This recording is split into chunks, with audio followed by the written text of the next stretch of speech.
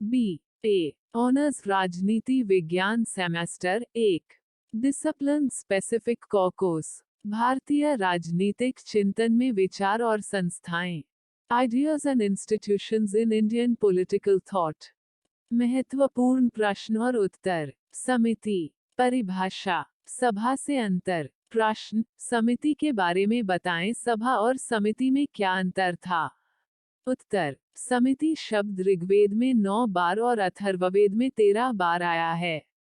ऋग्वेद में कहा गया है कि बिना समिति के कोई शासन नहीं कर सकता। एक वैदिक संदर्भ में एक समिति में राजन शासक की उपस्थिति का वर्णन किया गया है। एक अन्य संदर्भ में एक समिति में एक साथ बैठे कई शासकों का वर्णन किया गया है। ऋग्वेद ने एक समिति में लोगों को अपने मवेशियों पर चर्चा करने की सूचना दी। एक ऋग्वेद प्रार्थना ने समिति में सहमति और विचार की एकता का आह्वान किया। अथर्ववेद में एक समिति की ओर से एक ब्राह्मण पुजारी की प्रार्थना शामिल थी। एक समिति के संदर्भ ऋग्वेद की नवीनतम पुस्तकों से मिलते हैं जो दिखाते हैं कि यह केवल ऋग्वेदिक काल के अंत की ओर महत्व ग्रहण करता है। 2 समिति एक लोकसभा थी जिसमें जनजाति के लोग जनजातीय व्यवसाय करने के लिए एकत्रित होते थे। 3 इसने दार्शनिक मुद्दों पर चर्चा की और धार्मिक समारोहों और प्रार्थनाओं से संबंधित था। 4 संदर्भों से पता चलता है कि राजन को समिति द्वारा निर्वाचित और फिर से निर्वाचित किया गया था। ऋग्वेद में कहा गया है कि बिना समिति के कोई शासन नहीं कर सकता। एक वैदिक संदर्भ में एक समिति में राजन शासक की उपस्थिति का वर्णन किया गया है। एक अन्य संदर्भ में एक समिति में एक साथ बैठे कई शासकों का वर्णन किया गया है। ऋग्वेद ने एक समिति में लोगों को अपने मवेशियों पर चर्चा करने की सूचना दी। एक ऋग्वेद प्रार्थना ने समिति में सहमति और विचार की एकता का आह्वान किया। अथर्ववेद में एक समिति की ओर से एक ब्राह्मण पुजारी की प्रार्थना शामिल थी। यह आमतौर पर माना जाता है कि प्रारंभिक समिति एक लोकसभा थी जिसमें जनजाति के लोग जनजातीय व्यवसाय को लागू करने के लिए एकत्रित होते थे। समिति के प्रारंभिक कार्यों में कई राजनीतिक गतिविधियों को शामिल किया गया था। दार्शनिक प्रश्नों पर भी चर्चा हुई। यह धार्मिक समारोहों और प्रार्थनाओं से संबंधित था। संदर्भों से पता चलता है कि राजा को समिति द्वारा चुना गया और फिर से चुना गया। निर्वाचित राजतंत्रों के मामले में राजा का चुनाव केवल दिस द्वारा किया जाता था जो समिति में इकट्ठे होते थे।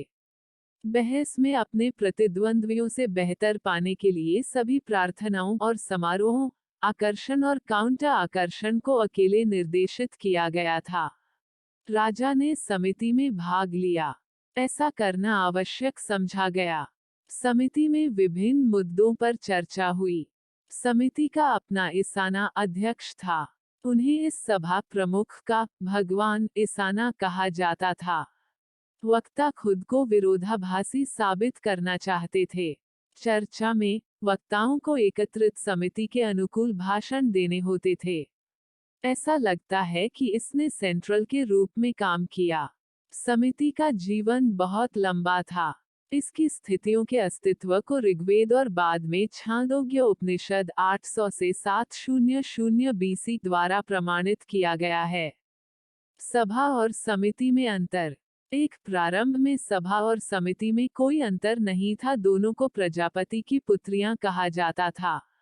2 प्रारंभिक वैदिक युग में आर्यों के राजनीतिक संगठन के रूप में सभा और समिति की सराहनीय भूमिका थी। 3 दोनों प्रमुखों के नेतृत्व वाली मोबाइल इकाइयों थीं जो सेनाओं के साथ चलती रहती थीं। 4 सभा और समिति के बीच एकमात्र अंतर यह प्रतीत होता है कि सभा ने न्यायिक कार्य किए जो समिति ने नहीं किया। बाद में सभा एक छोटा कुलीन निकाय बन गई और समिति का अस्तित्व समाप्त हो गया। तो कुल मिलाकर इस प्रस्तुति में हमने समिति की परिभाषा और सभा से अंतर के बारे में जानकारी प्राप्त की। प्रस्तुति समापन। आपका धन्यवाद। Disclaimer: This notes has been made after a lot of research, yet the accuracy of the answers may vary. The author assumes no responsibility or liability for any errors or omissions in the content of this notes. The information contained in this notes is provided on an as-is basis with no guarantees of completeness, accuracy, usefulness or timeliness.